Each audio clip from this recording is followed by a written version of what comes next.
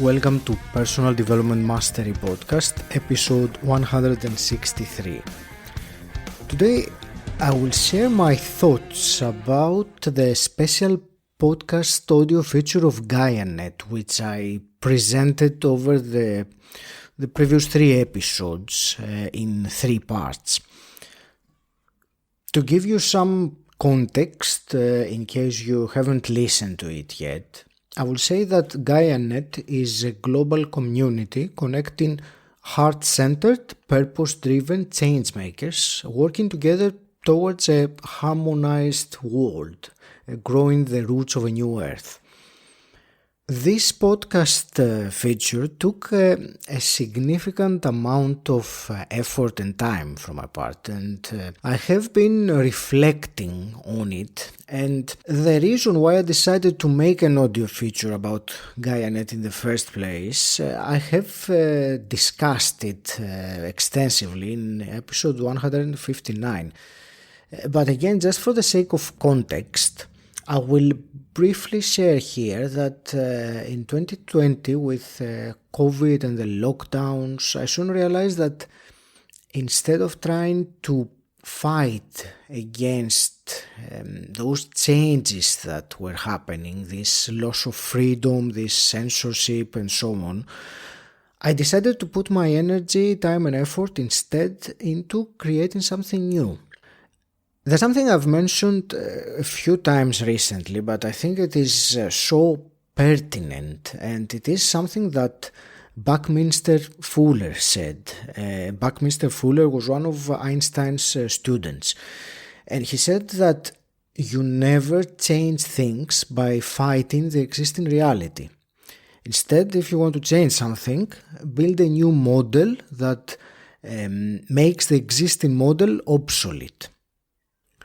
And if I were to take this phrase and break it down and use it with what is happening in the world right now, in the era that we live in, the existing reality is the institutions that we have as people given the power to, like the governments, the big corporates, the banks, and this is the existing reality. And we can't change things by fighting against it. Instead, we have to build a new model that will make this existing model obsolete. And of course, for many people, it is very difficult or impossible to even envision a model like that.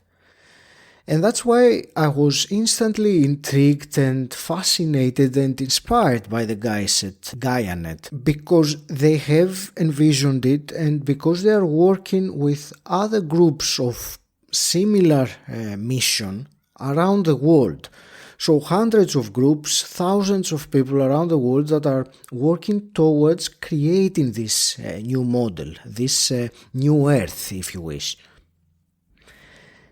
If I can distill some wisdom from my conversations with the co-founders and core contributors of Gaianet, there is a phrase that I think is so important.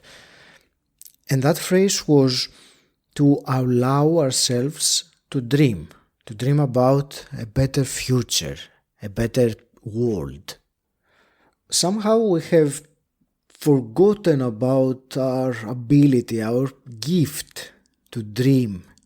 And we are constantly in a battle with everything that is happening in our life, in society, and generally.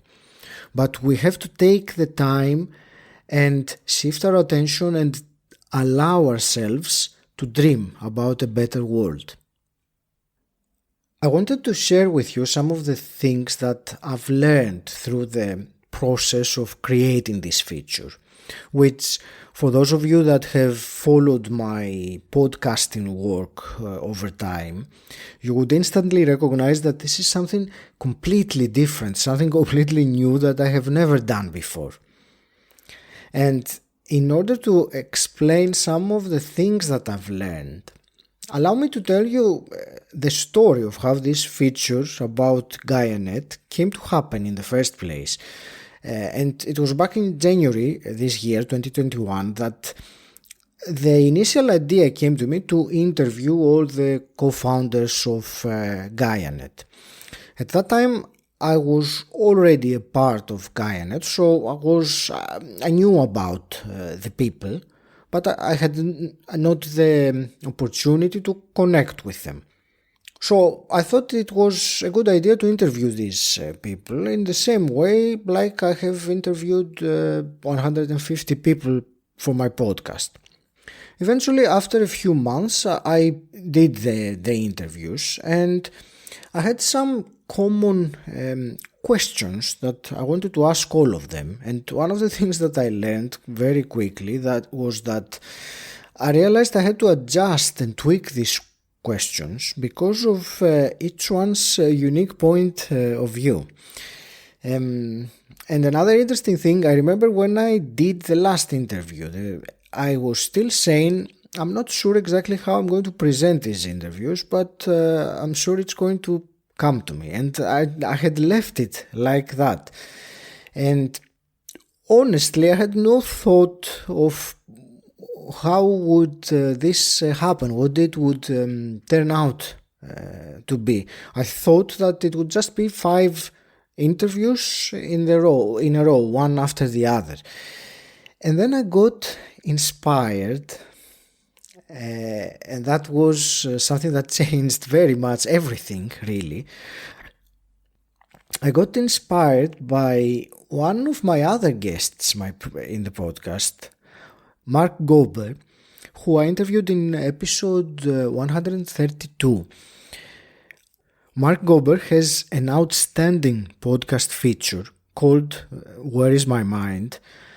And I will have to digress here for a moment and urge you to check it out because of the content it contains. It might be one of the most important pieces of information or points of view that you will ever receive in your life.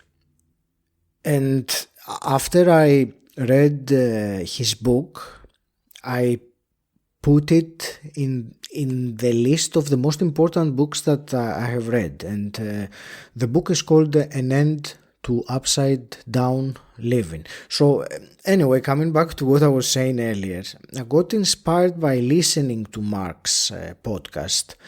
And that was actually during my summer break. We were in sunny Cornwall in the UK, and while we were driving around, we would listen to 𝗵cie𝘀𝘁𝘁's podcast, and I very much enjoyed the way that he was presenting his point. So that gave me really the inspiration on how to present the Gaianet feature. And then it was really a matter of deciding when to put it out. So I set myself a deadline, and I said I'm going to put it out on episode 160, which was in September. I announced it to the people from Gaianet, and this way I made myself accountable publicly, and then I had to work towards that deadline, and it took a lot of work. A very big deal of work, and I enjoyed so much working on it. And that's the important thing. I feel the more I reflect on it, the more I feel that it is a project that I have a deep joy and fulfillment that I created. And in some ways, I feel that it wanted, as a project, as a feature, it wanted to be created and it wanted to be expressed. And I feel that I merely facilitated that happening, like I was the vessel through which this feature was created. And some of the learnings, one thing I remember was when I had the first interview of the feature, and that was with 𝗵cie𝘀𝘁𝘁. I told him before we started recording that, you know what, I have had over 100 interviews in the past, but today I have butterflies in my belly, because it felt like it was something different, something out of my comfort zone, and I cared that I wanted to present it in a very good way without really knowing at that time why. One other learning was how absorbing the task was, and when I say absorbing, I mean in terms of I would get lost working on it. The hours would go and I would not realize at all. Throughout this period, I did have other inspired ideas that tweaked the direction of the project or the way it was presented, and there were also other people that came along the way and gave me some feedback or some nudge here and there. And one of the most notable one was a great creative idea that made a massive difference, and that was by Barbara Lima from Gaianet, who gave me the idea to present this feature in 3 episodes, and that made a very big difference. I hadn't thought of doing it like that before. It made a big difference because I was able to split the content, the episodes, into a way that made sense for the listener to follow. So, in brief, the first part of the feature was answering the essential questions: what is Gaianet and who is it for? And it is answered by the people, the co-founders and core contributors of Gaianet. And they also shared their thoughts on the current global situation that we're in, and the 2 timelines that it said that humanity could go.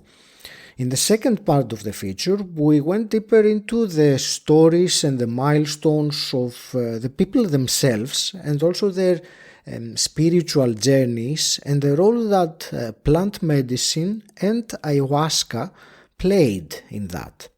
And in the third part, they talked about creating something different, the vision and future of a new earth, the light cities, the harmony villages, living from the heart, and what's most important of all, what is it that we can do, that you can do, that I can do, to contribute to this co-creation of a better future. So this was a reflection of the podcast feature about Gaianet, and on the next episode and episodes actually, I'm going to go back into the more usual, shall we say, format. I have some amazing, extraordinary interviews lined up for you, and some big changes in general, which I'm going to share more about over the coming weeks. So if you haven't yet listened to the episode 160, the beginning of the Gaianet feature, I certainly recommend it. It is a 20-minute episode, and very quickly into it, you will have a very good idea of whether this is something that you are aligned with or not. So take some time and listen to it. Thank you for listening, and until next time, stand out, don't fit in.